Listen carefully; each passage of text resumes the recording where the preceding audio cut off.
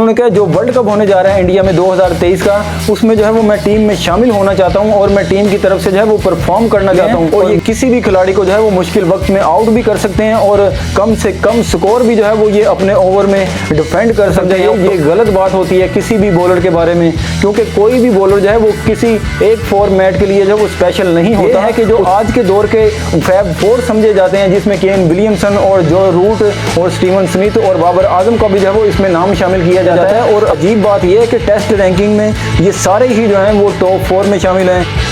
अस्सलाम वालेकुम व्यूअर्स, मेरा नाम है मोहम्मद अजीम और आप देख रहे हैं इस वक्त कैच आउट शो। तो व्यूअर्स, दिन भर की बड़ी बड़ी ब्रेकिंग न्यूज़ लेकर मैं आपकी खिदमत में हाजिर हूं और सबसे पहले मैं आपसे बात करने जा रहा हूं ज़मान खान के हवाले से कि उन्होंने जो है वो अपनी बहुत ही बड़ी ख्वाहिश का वर्ल्ड कप के हवाले से जो है वो इजहार किया है और क्या कहा है उन्होंने अपनी ख्वाहिश का इजहार करते हुए, इस पर आपसे बात करूँगा। और दूसरे नंबर पर मैं आपसे बात करूँगा कि बाबर आजम जो है वो फिर टॉप 5 रैंकिंग में शामिल हो गए हैं टेस्ट की, और किसकी वजह से जो है वो इस टॉप 5 रैंकिंग में जो है वापस आए हैं, क्योंकि उनकी परफॉर्मेंस जो है वो श्रीलंका में खास नहीं रही थी। तो क्या वजह बनी है उनकी टेस्ट रैंकिंग में जो है वो वापस आने की, इसकी डिटेल आपके साथ शेयर करूंगा। और पाकिस्तान के और भी बल्लेबाजों ने जो है वो टेस्ट रैंकिंग में बहुत लंबी लंबी छलांगें लगाई हैं ऊपर की तरफ, इसकी डिटेल आपके साथ शेयर करूंगा। मगर उससे पहले अगर आप मेरे चैनल पर नए हैं तो मेरे चैनल को सब्सक्राइब कर लें और साथ लगे बेल आइकन को दबाकर ऑल पर क्लिक कर लें, ताकि मेरी हर आने वाली वीडियो का नोटिफिकेशन और हर आने वाली न्यूज़ का नोटिफिकेशन आपको मिलता रहे। तो व्यूअर्स, सबसे पहले मैं आपसे बात करने जा रहा हूँ ज़मान खान के हवाले से, जो कि इस वक्त जो है वो कनाडा में मौजूद हैं और कनाडा लीग में जो है वो अपनी परफॉर्मेंस आला परफॉर्मेंस है वो दिखा रहे हैं। और T20 ब्लास्ट में भी जो है वो उन्होंने काफ़ी अच्छी परफॉर्मेंस दिखाई थी,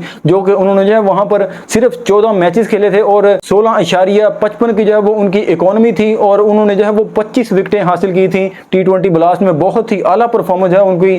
T20 ब्लास्ट में रही थी और अब जो है वो कनाडा में भी काफ़ी अच्छी परफॉर्मेंस दिखाते हुए नजर आ रहे हैं। और ख़ास करके डेथ ओवर में जो है वो उनकी बॉलिंग बहुत ही आला चल रही है और बहुत ही अच्छे साबित हो रहे हैं डेथ बॉलिंग में। और अब जो है वो उन्होंने अपनी ख्वाहिश का एक जो है वो इजहार किया है। उन्होंने कहा जो वर्ल्ड कप होने जा रहा है इंडिया में 2023 का, उसमें जो है वो मैं टीम में शामिल होना चाहता हूं और मैं टीम की तरफ से जो है वो परफॉर्म करना चाहता हूं। और मेरी जो फॉर्म चल रही है डेथ ओवर में परफॉर्मेंस अच्छा मैं कर रहा हूं, तो इस पे जो है वो मैं पाकिस्तान की तरफ से इस तजर्बे को जो है वो अच्छी कारकर्दगी के साथ पेश कर सकता हूं। और अगर पाकिस्तान को वर्ल्ड कप में जो है वो किसी जगह स्कोर डिफेंड करने की जो है वो जरूरत पड़ गई, तो मुझे ये इस चीज का जो है वो काफी तजर्बा हो चुका है और मैं उधर जो है वो अच्छा परफॉर्म कर सकता हूं। और मेरी ख्वाहिश है ये कि मैं जो है वो वर्ल्ड कप पाकिस्तान की टीम की तरफ से जो है वो खेलना चाहता हूं इंडिया में। और मुझे भी लगता है कि ये ज़मान खान को जो है वो वर्ल्ड कप में खिलाना चाहिए। मैंने अपने पिछले 3-4 शोज में जो है वो इनकी बात की है कि इनको जो है वो लाजमी जो है वो वर्ल्ड कप और एशिया कप में भी जो है इनको शामिल करना चाहिए, क्योंकि ये बहुत ही आला बॉलर जो है वो पाकिस्तान को मिले हैं और ये किसी भी खिलाड़ी को जो है वो मुश्किल वक्त में आउट भी कर सकते हैं और कम से कम स्कोर भी जो है वो ये अपने ओवर में डिफेंड कर सकते हैं। तो इसलिए पाकिस्तान को अपने स्क्वाड में जो है वो इनको शामिल करना चाहिए एशिया कप में भी और वर्ल्ड कप में भी, क्योंकि सिर्फ इस चीज को नहीं देखना चाहिए कि इनका जो है वो ज्यादा तजर्बा नहीं है क्रिकेट में और ये जो है वो अभी वनडे जो है वो खेले ही नहीं हुए पाकिस्तान की तरफ से, तो इसलिए जो है वो इनको सिर्फ T20 का बॉलर समझा जाए। ये गलत बात होती है किसी भी बॉलर के बारे में, क्योंकि कोई भी बॉलर जो है वो किसी एक फॉर्मेट के लिए जो है वो स्पेशल नहीं होता। उसको जो है वो अगर खिलाया जाए तो वो हर जगह जो है वो अच्छी परफॉर्मेंस दिखा सकता है। और ज़मान खान ने कई दफा जो है वो ऐसा करके दिखाया है कि उन्होंने डेथ ओवर में कमाल की जो है वो बॉलिंग करके दिखाई है। PSL में देख लें आपके, अगर जो लाहौर कलंदर 2 टाइटल जीता है तो उसमें इनका भी जो है वो काफी बड़ा हाथ है और खाली शाहीन शाह अफरीदी की कप्तानी नहीं है, इन्होंने भी जो है वो कई मैच जो है वो जीत के दिए हैं और ये भी मैच विनर प्लेयर हैं। और इन्होंने ये भी बताया कि मिकी आर्थर ने भी जो है वो इनको T20 ब्लास्ट में यही कहा था कि तुम जो हो वो मेरे मैच विनर प्लेयर हो और तुम मुझे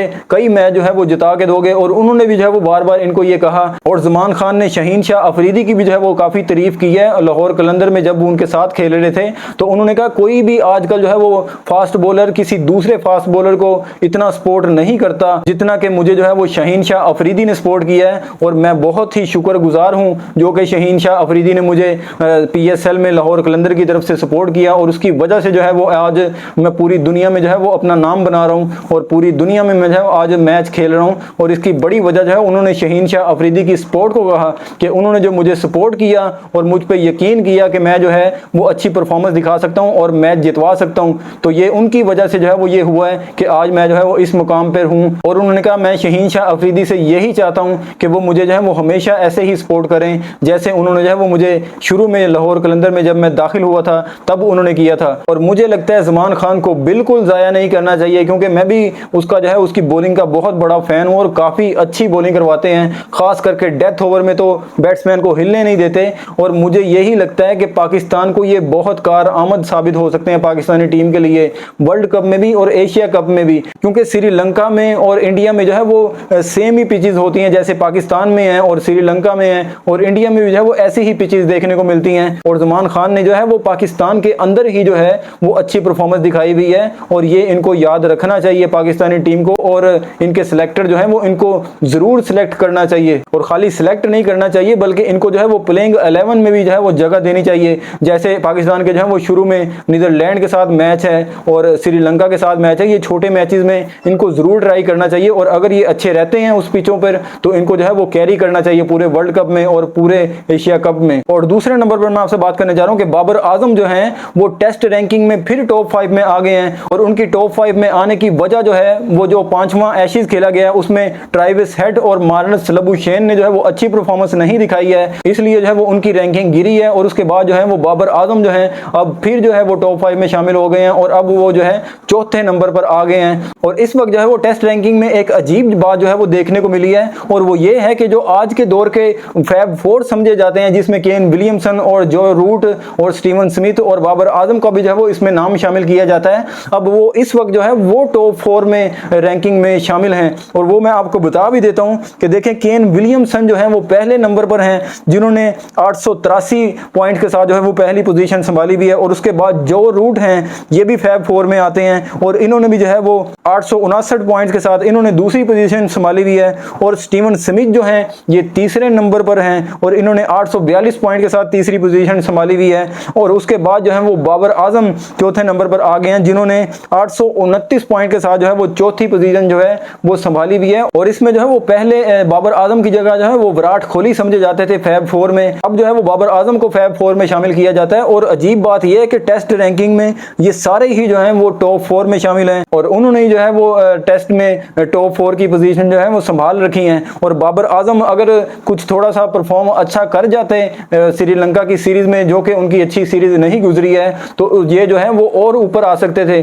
और इनके पहले जो पॉइंट थे वो 862 थे और केन विलियमसन के जो है वो 883 थे, तो इतना ज्यादा फर्क नहीं था। अगर ये जो अच्छा परफॉर्म कर जाते श्रीलंका की सीरीज में तो बाबर आजम के पास ये बड़ा मौका था कि ये जो है वो नंबर 1 पोजीशन भी हासिल कर सकते थे, लेकिन बदकिस्मती उनकी कि वो जो है वो चल ना पाए श्रीलंका में। और दूसरे पाकिस्तानी बैटर की तरफ से जो है वो हमें काफी अच्छी कारकर्दगी जो है वो देखने को मिली और उन्होंने भी जो है वो काफी तरक्की हासिल की है रैंकिंग में। वो भी मैं आपको बता देता हूँ कि अब्दुल्ला शफीक जो है वो 27 दर्जा उनको तरक्की मिली है और वो इस वक्त जो है वो रैंकिंग में 21वें नंबर पर आ गए हैं। और उसके बाद रिजवान जो है उनको 4 नंबर जो है वो तरक्की मिली है और वो जो है वो अब 29वें नंबर पर आ गए हैं टेस्ट रैंकिंग में। और उसके बाद आगा सुलेमान को भी हम नहीं भूल सकते कि उन्होंने भी जो है उनको भी 23 दर्जे जो है वो तरक्की मिली है और वो इस वक्त जो है वो 35वें नंबर पर आ गए हैं आईसीसी की टेस्ट रैंकिंग में। और ये बहुत ही अच्छी बात है पाकिस्तानी टीम के लिए और पाकिस्तान की क्रिकेट के लिए और हमारे लिए भी कि पाकिस्तान को ऐसे प्लेयर्स मिलना शुरू हो गए हैं जो कि आईसीसी की रैंकिंग में जो है वो ऊपर आ रहे हैं। और